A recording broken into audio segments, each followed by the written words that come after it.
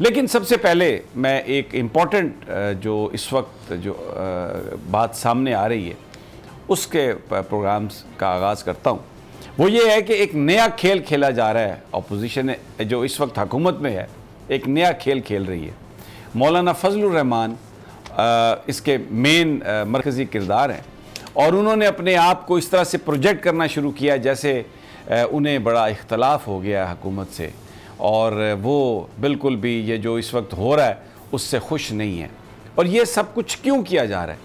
ये सारे जो हमारे पास इत्तलात हैं ये सारे एक ही थाली के चट्टे बट्टे हैं, आपस में यूं जुड़े हुए हैं लेकिन प्रिटेंड कर रहे हैं कि हम एक दूसरे के मुखालिफ हैं ताकि कौमी असम्बली के अंदर एक ऐसा ग्रुप तश्कील पा जाए जिसके बारे में जो अपोजिशन जिसको बनाया जाए और फिर जो इम्पोर्टेंट जो तकर्रियाँ हैं, चेयरमैन नैब है, इसके अलावा और बहुत सारी इम्पॉर्टेंट चीज़ें हैं इलेक्शन रिफॉर्म्स के हवाले से, कि उसमें फिर वज़ीर आज़म शहबाज शरीफ और ये जो एक सो कॉल्ड अपोजिशन जो बनाई जा रही है ये मिलकर फैसला करें कि जनाब ये करना है, आपस में तय करके, और कौम को ये बताया जाए कानूनी तकाजे पूरे करने के लिए कि जनाब ये अपोजिशन है। हम कहानियाँ सुनते थे बनारसी ठगों की, लखनऊ के ठगों की, लेकिन ये जो हमारे सियासतदान हैं ये जिस तरीके से इस वक्त ये चीज़ों को लेके आगे जा रहे हैं, एक मुल्क में एक फ़ज़ा बनाने की कोशिश की जा रही है। मौलाना फजलुर रहमान को पता था कि उनकी ये वीडियो बनाई जा रही है, ये इसलिए बनाई गई कि उस वीडियो को लीक किया जाए और ये तासुर दिया जाए कि जनाब ये बड़ा एक मामला हो गया, क्योंकि पीटीआई तो बाहर जा चुकी है कौमी असम्बली से, असल अपोजिशन बाहर है और ये जो एक जालसाजी के साथ अपोजिशन बनाई जा रही है ये इसलिए बनाई जा रही है कि लोगों को धोखा दिया जा सके। अब आप इससे अंदाज़ा कर लें कि this is what is happening in this country. और मैं और भी बहुत कुछ बयान कर सकता हूँ लेकिन मैं ये अवाम पर छोड़ता हूँ इस बात को, वो ख़ुद समझ सकते हैं कि एक बड़ा ड्रामा जिसकी बुनियाद झूठ है, जिसकी बुनियाद मकरो फ़रेब है, जिसकी बुनियाद पाकिस्तान के लोगों को, पाकिस्तान के इदारों को धोखा देना है और ये तासुर बनाना है कि जनाब ये देखें ये हम अपोजिशन में हैं। इनकी लड़ाई नहीं है, इनका आपस में जिस तरह एक गोश्त सामने पड़ा हो तो ये ज़्यादा से ज़्यादा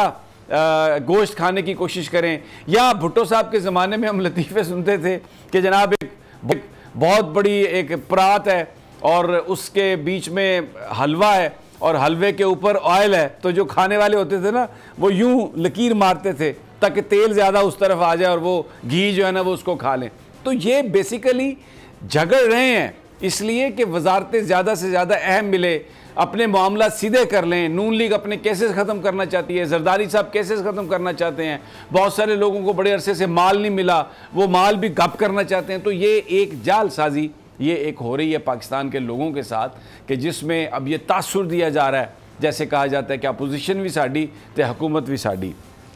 अब जो दूसरी खबरें हैं उस पर मैं आपको तफसील बता देता हूँ जो आज हमने बताना है। इमरान खान साहब साबिक वज़ीर-ए-आज़म पाकिस्तान की बड़ी इंपॉर्टेंट गुफ्तगू हुई है सहाफ़ियों के साथ, उनके बीट रिपोर्टर्स, और उसमें चंद यूट्यूबर्स को भी इनवाइट किया गया था जहाँ पर उन्होंने बड़े नपे तुले अंदाज में गुफ्तगू की है और एक प्रियम्पटिव उन्होंने स्ट्राइक की है। चीफ़ इलेक्शन कमिश्नर के हवाले से उन्होंने बड़ी खुलकर बात की है और आज उन्होंने कौम को ये बताया कि वो एस्टेब्लिशमेंट की चॉइस हैं।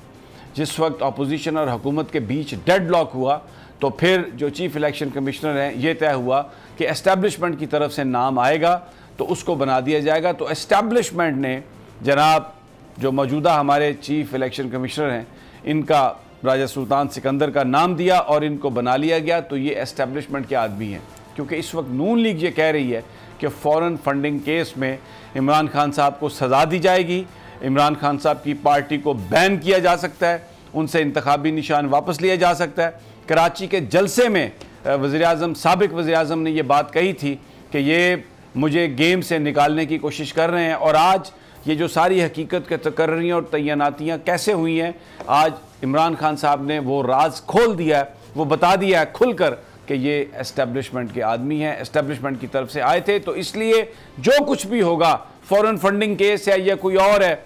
जो भी फैसला होगा ये फैसला फिर ये कहा जा सकेगा कि ये फ़ैसला इस्टेब्लिशमेंट की तरफ से आया। आज उन्होंने गुफ्तगू की और भी बहुत सारी इम्पॉर्टेंट उन्होंने चीज़ें की हैं जो इस प्रोग्राम में हम आगे आपके साथ। लेकिन सबसे पहले मैं कौसर जावेद वाशिंगटन से जो हमारे नुमाइंदे हैं उनकी तरफ चलता हूँ। पूरी दुनिया में, पाकिस्तान में इस वक्त एक एहतजाज है और एक ऐसा एहतजाज है जिसकी मिसाल हमें नहीं मिलती। साइमल्टेनियसली पूरा पाकिस्तान रात को जाम हो जाता है और हर तरफ लोग ही लोग निकल आते हैं। इसी तरह पूरी दुनिया में जो मुख्तलिफ शहर हैं वहाँ पर इतने बड़े बड़े जुलूस निकले हैं जिनकी नज़ीर नहीं मिलती।